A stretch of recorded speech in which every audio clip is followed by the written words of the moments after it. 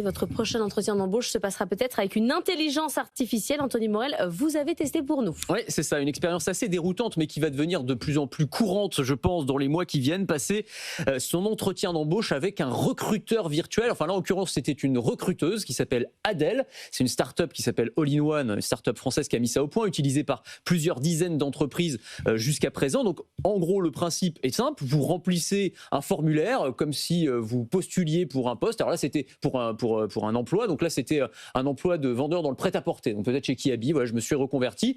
Et quelques secondes après, eh bien, Adèle m'a rappelé. Je vais vous faire passer un mini-entretien de démonstration pour le poste de vendeur en magasin. C'est parti. Est-ce que vous pouvez me décrire brièvement votre dernière expérience professionnelle dans la vente ? Donc là, il n'y a pas de surprise. C'est un peu dur. Hein. Voilà, c'est robotique. Ah ouais. On sait qu'on est en train de discuter avec une intelligence artificielle. Mais ensuite, on discute en langage naturel. C'est-à-dire qu'elle va me poser des questions, je lui réponds, elle comprend ce que je lui dis. Alors c'est vite ficelé, hein, c'est 3 minutes chrono en tout. Donc elle me demande, voilà, c'est quoi votre motivation, vos prétentions salariales, est-ce que vous êtes mobile, dans une situation de vente avec un client, s'il y a un conflit, comment vous gérez le conflit, enfin ce genre de choses, d'accord ? Et ce qui est formidable, c'est que j'ai raccroché et 10 secondes après, j'avais la réponse. Et la réponse, c'est pas on vous rappellera, c'est vous n'êtes pas pris, donc là en l'occurrence c'était assez clair. Et surtout, vous avez un débrief complet. Donc c'est pas juste c'est terminé. Donc elle a le droit de prendre des décisions et de vous dire pour vous c'est niet. Oui, elle fait le tri quand même. Elle fait le tri. Alors après, il y a quand même un recruteur humain qui, sur les profils qui ont été présélectionnés, va intervenir. Oui, mais vous avez été basé j'ai été directement. Elle a bien compris que j'avais tout bidonné. Vendeur prêt-à-porter. Oui, c'était pas forcément fait pour moi. Mais ce qui est génial, c'est que, alors, elle me donne une note. Donc moi j'ai 7 sur 10 et elle vous dit les points forts et les points faibles de votre entretien. Donc moi, les points forts, c'était j'avais l'air très motivé. Donc elle analyse aussi mon ton, etc. Dynamique.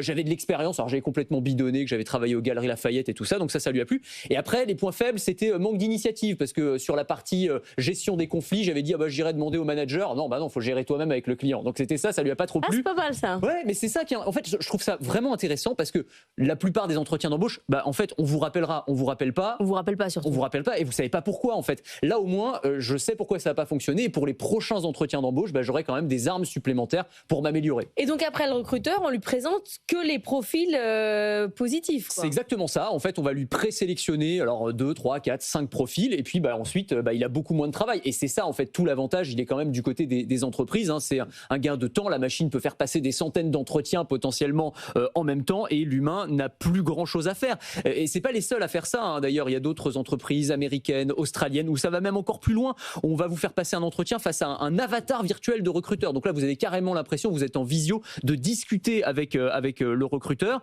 Alors, les promoteurs de cette technologie disent ce qui est bien, au-delà du gain de temps, c'est le fait que l'IA n'a pas de biais et donc va juger tout le monde pareil. Et c'est vrai que c'est un problème. On est tous humains et donc les recruteurs, ils vont pas forcément avoir le même sentiment sur un candidat si ils viennent d'arriver au boulot, ils ont bien dormi la nuit dernière et à la fin de la journée, quand ils ont eu une journée éreintante. On est humain, c'est normal, on est tous comme ça. Et la machine, évidemment, elle n'est pas soumise à ces biais. Donc ça fait partie des avantages. Après, dans les inconvénients, tous ceux qui connaissent un peu l'IA vous disent que voilà, les biais de toute façon, c'est ceux qui conçoivent l'IA, qui mettent des biais dans l'IA, qui se retrouvent après dans la sélection des candidats. Donc il n'y a aucune solution parfaite en réalité. Oui, mais vous-même, vous dites que vous avez menti à la machine. Oui, bien sûr. Que vous pouvez faire semblant, hey, je suis super motivé. Je vais dire, c'est beaucoup plus facile et on a beaucoup moins de scrupules à mentir face à une machine que face à un humain. Là, je l'ai fait de manière très naturelle. Face à un humain, j'aurais été très gêné, par exemple, de mentir. Et en fait, je pense que ce qui est intéressant aussi, c'est qu'il va y avoir de nouvelles stratégies qui vont se mettre en place.